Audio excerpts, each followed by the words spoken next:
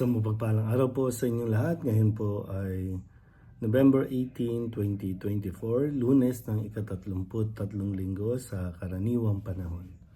Ating pong unang pagbasa at pagninilay sa araw na ito ay hinango mula sa Aklat ng Pahayag, chapter 1, verses 1 to 4, and chapter 2, verses 1 to 5. Ang simula ng Aklat ng Pahayag. Ito ang paghahayag ng Diyos kay Hesus Kristo at kanya namang inihayag kay Juan na alipin niya sa pamamagitan ng anghel. Ang layon ng paghahayag na ito ay ipabatid sa mga alipin ng Diyos ang mga bagay na malapit nang maganap. Ito ang patotoo ni Juan sa mga nakita niya tungkol sa inihayag ng Diyos at pinatunayan ni Hesus Kristo. Mapalad ang bumabasa ng aklat na ito, ang mga nakikinig sa hulang inihahayag nito at tumutupad sa nasusulat dito. Sapagkat ang lahat ng ito'y malapit ng maganap. Buhat kay Juan sa 7 simbahan sa Asya, sumainyo ang pagpapala at kapayapaan mula sa Diyos. Diyos sa kasalukuyan, sa nakaraan, at siyang darating. At mula sa 7 espiritong nasa harap ng kanyang trono. Narinig ko ang Panginoon at sinabi niya sa akin, isulat mo sa anghel ng simbahan sa Efeso. Ito ang pinasasabi ng may hawak ng 7 bituin sa kanyang kanang kamay, ang lumalakad sa gitna ng 7 ilawang ginto. Ang iyong mga pagpapagal at pagtsatsaga. Alam kong namumuhi ka sa masasama. Sinubok mo ang mga nagpanggap na apostol at napatunayan mong sila'y bulaan. Alam ko ring matyaga ka, nagtiis sa maraming hirap alang-alang sa akin at hindi nanlupaypay. Ngunit ito ang ipinagdaramdam ko sa iyo. Nanlalamig ka sa akin.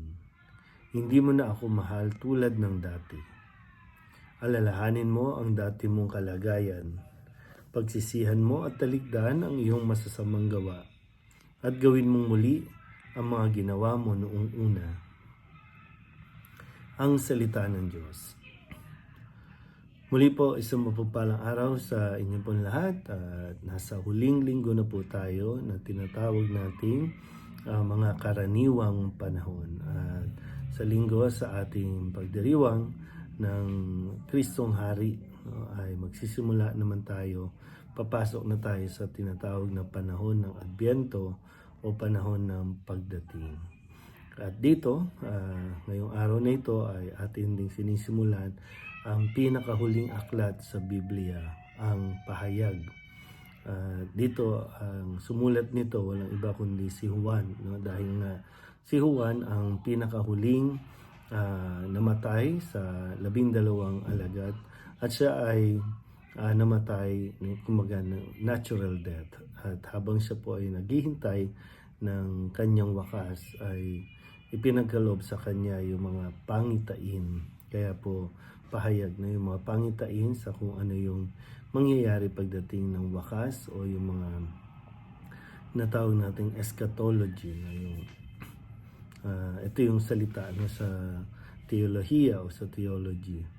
At dito ay kanya talagang naisulat, hindi para takutin ng mga tao, kundi para mas magbigay ng lakas ng loob para sila po ay magpatuloy na maging matatag sa kanila pong pagsunod sa mga kautusan ng Diyos. Yung mas ma-encourage, yun yung talagang layunin din, hindi takutin, kundi mas mainganyo sila na magpursige, na maging mabuti, magpursige na sundin at sikapin na maisabuhay ang mga utos na ibinigay ng Panginoon sa kanila. At maging sa atin. Kaya ngayon din parang timing din na mayroon tayong mga nararanasan mga matitinding bagyo, mga trahedya, pero sabi nga, mas lalo nawa tayong mapalapit sa Diyos. Mas lalo pa natin nawa na pagtibayin ang ating pananampalataya sa Diyos. Ito nawa na yung ating mas kapitan. Ulitin ko po, no? Hindi tayo dinadala sa takot ng mga pangitaing ito, kundi mas pinagtitibay nito ang ating pananampalataya sa Diyos. Dahil kung sino ang mananatiling tapat hanggang wakas, yun ang makakapiling ng Panginoon sa langit. Muli po, isang mapagpalang araw sa inyong lahat.